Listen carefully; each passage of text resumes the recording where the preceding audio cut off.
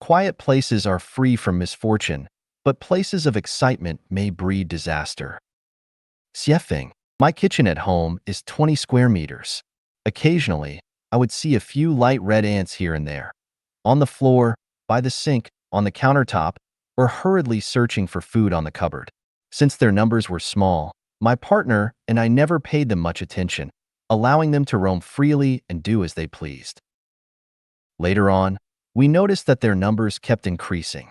Sometimes, we would see more than 10 of them scurrying around, so we had no choice but to take appropriate measures to remove them. One day, I suddenly discovered that they were gathering in large groups, marching back and forth through a gap beneath the kitchen cabinets and sink.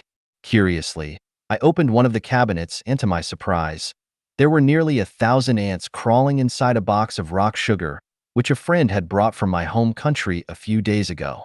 This was unacceptable, so I fetched a can of insecticide called Super Kill EM and sprayed it along their trail, covering their entry and exit points with a substantial amount of the spray.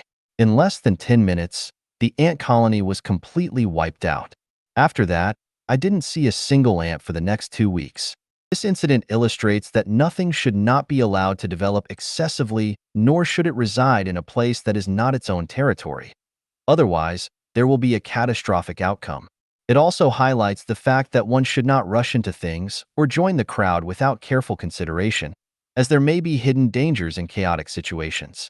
Think about the rabbits and cacti that once proliferated uncontrollably in Australia, the kudzu vines that spread extensively in a certain state in the United States, the overpopulation of elephants in Zimbabwe, and the sparrows that covered the mountains in China during the 1950s. All of them encountered disasters as a result. Let's take a look at China's trade with Russia in the 1980s.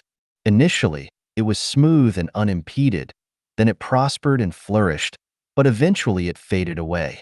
The main reason behind this was that things got too lively. The Great Leap Forward was very lively, the race to surpass the UK and the US was very lively, the Cultural Revolution was very lively, the nationwide practice of Qigong was very lively, the sit-in demonstrations at Tiananmen Square were very lively, venturing into business after the market reform was very lively, engaging in corruption and abuse of power was very lively, online commenting was very lively. There is a connection between two extremes, and when something reaches its extreme, there will be a backlash.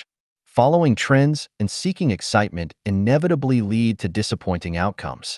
When university students choose their majors without considering the future rise and fall of professions 4 or 5 years later, blindly pursuing popular fields of study, they will face disappointment upon graduation. Similarly, if farmers only see the high value of peaches this year and everyone rushes to plant peach trees, when the planted peach trees bear fruit 3 years later, it will be a period of devaluation for peaches.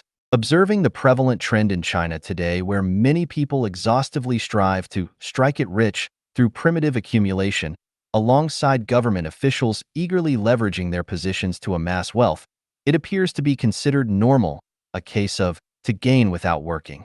However, when this fervor reaches its peak, it signals the commencement of tragedy in many people's lives. In chaotic situations, there are hidden dangers, and wise individuals should avoid them.